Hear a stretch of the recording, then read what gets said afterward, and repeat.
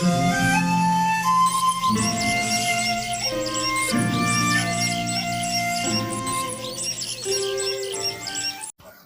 The lord.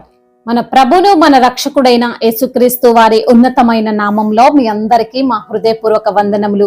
మీరందరూ ఎలా ఉన్నారండి? దేవుని యొక్క కృపలో మీరు అనుదినము వర్ధిల్లుతున్నారని, దేవుని యొక్క మెండైన దీవెనలతో మీరు నింపబడుతున్నారని, మరి మిమ్మల్ని బట్టి మేము ఎంతగానో దేవాతి దేవుణ్ణి స్తుతిస్తున్నాం. మీ నిమిత్తము మేము ప్రార్థిస్తున్నాం. మరి దేవుని యొక్క వాగ్దానమును మనము ధ్యానించుకుందాము. యెషయా గ్రంథము 63వ అధ్యాయము 9వ వచనాన్ని చదువుకుందాం. వారి యావత్ బాధలలో ఆయన బాధ నొందెను, ఆయన సన్నిధిన దూత వారిని రక్షించెను, ప్రేమ చేతను తాలిమి చేతను వారిని విమోచించెను, పూర్వ దినములన్నిటను ఆయన వారిని ఎత్తికొనుచు మోసుకొనుచు వచ్చెను. హల్లెలూయా. దేవుని నామానికి మహిమ కలుగునుగాక. దేవుని యొక్క లేఖనము ఏది మనతో మాట్లాడినా అది దేవుని యొక్క ప్రేమను బట్టే దేవుడు మనతో మాట్లాడతాడు. దేవుడు ఎంతో మనల్ని ప్రేమిస్తున్నాడు. మన తల్లి మనల్ని మరచిపోయినా, మన తండ్రి మనల్ని విడిచిపోయినా, ఆయన మాత్రం మనల్ని విడువక కాపాడుతున్న దేవుడు. మనల్ని ఎన్నడూ కూడా ఎడబాయనటువంటి మన తండ్రి మన గురించి తాను బాధపడుతున్నాడు. ఎందుకు అంటే ఆయన మనల్ని ఏర్పరచుకున్న దేవుడు, మన పైన తన యొక్క ప్రేమను కనబరుస్తున్నటువంటి దేవుడు, మనల్ని సృష్టించినటువంటి దేవుడు, తల్లి గర్భములో మనము రూపింపబడక మునుపే మనల్ని ఎరిగినటువంటి దేవుడు, మనం పుట్టి ఒక దినము కాక మునుపే మన జీవితం అంతా ఎరిగినటువంటి సర్వాధికారి అయినటువంటి దేవుడు ఏమంటున్నాడు అంటే, వారి యావత్ బాధలలో ఆయన బాధ నొందెను. మనము బాధపడకూడదని మనకు కలిగినటువంటి బాధలన్నిటిలో ముందుగానే ఆయన మన నిమిత్తము బాధపడ్డాడు. మనకు చిన్న సమస్య వస్తే, చిన్న కష్టం వస్తే, ఈ రోజున తట్టుకోలేనటువంటి పరిస్థితి, దీని గురించి కంగారు పడిపోతూ మరి ఆ బాధను తట్టుకోలేక ఆత్మహత్యలు చేసుకునే వారు కూడా ఎంతో మంది ఉంటారు. వారిని మనం చూస్తూనే ఉన్నాం. అప్పుల సమస్యలని, భర్త కొట్టాడని, భార్య తిట్టిందని బాధలను తట్టుకోలేక చనిపోయే వారు ఉన్నారు.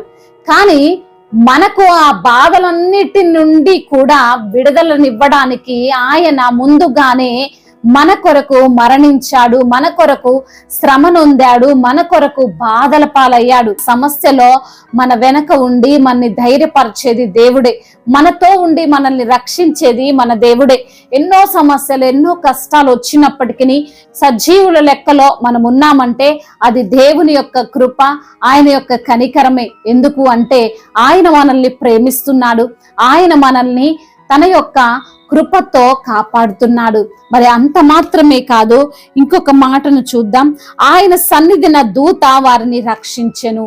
మరి దేవుడే మనల్ని రక్షిస్తాడు. ఆయన దూత అంటే ఆయనే స్వయముగా మనల్ని రక్షిస్తాడు అంట. మరి అంత గొప్ప వాగ్దానము దేవుడు మనకు చేస్తుంటే మనం దేవుని యొక్క మాటను పట్టించుకోము, ఆయన యొక్క ప్రేమను పట్టించుకోము, ఆయన యొక్క త్యాగాన్ని గుర్తించము.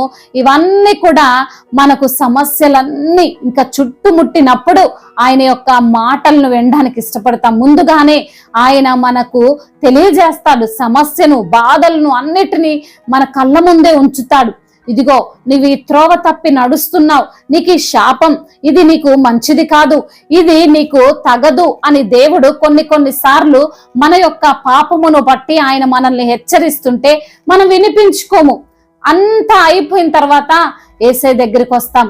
అయ్యా నా తప్పు ప్రభువా, నేను నీకు విరోధంగా పాపం చేశాను అని దావీదు భక్తుడు ఏ విధంగా అయితే ప్రార్థన చేశాడో అదే విధంగా మనం కూడా కొన్ని సార్లు ప్రార్థన చేస్తాం. కానీ దేవుడు మనల్ని ప్రేమించిన దేవుడు, మనము ఎటువంటి కష్టాలు పడకూడదని, ఎటువంటి ఇబ్బందులు మనము ఎదుర్కోకూడదని ఆయన మనల్ని తన యొక్క వాక్కు ద్వారా, తన యొక్క లేఖనము ద్వారా హెచ్చరిస్తూ బలపరుస్తూ ఉంటే కొన్ని సార్లు ఆ మాటలను మనం పట్టించుకోము.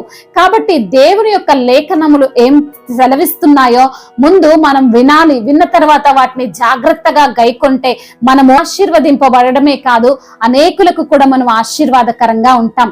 మరి దేవుడు మన కొరకు బాధలు అనుభవించాడు, మన కొరకు శ్రమను అనుభవించాడు, మన కొరకు ఆయన తన యొక్క జీవితాన్నే మన కొరకు ధారపోశాడు కదా.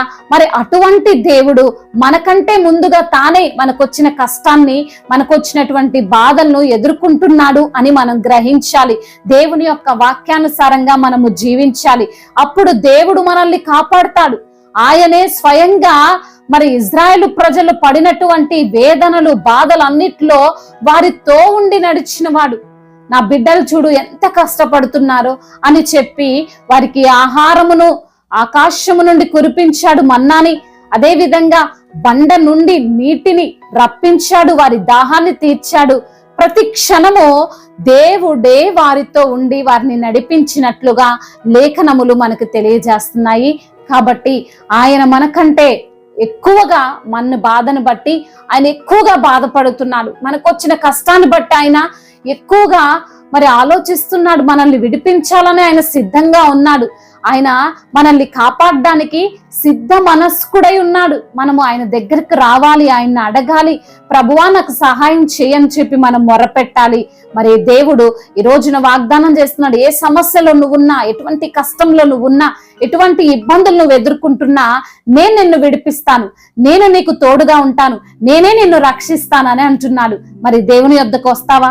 తప్పకుండా ఆయన యొద్దకు వస్తే తప్పకుండా నువ్వు రక్షించబడతావు, నీవు కాపాడబడతావు, నీవు విజయం సాధిస్తావు. దేవుడు ఈ మాటలను దీవించునుగాక.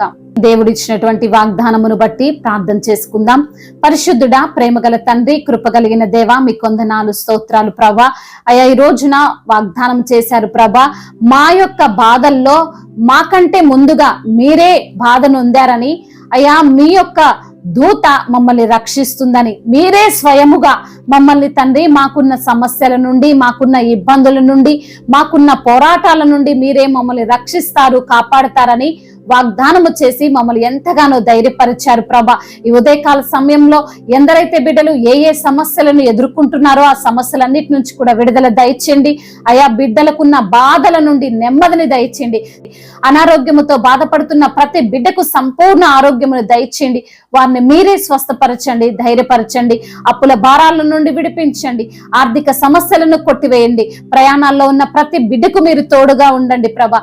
అయా బిడ్డలు చేస్తున్న అయా పనులన్నిటినీ ఆశీర్వాదకరంగా మార్చండి ప్రభా.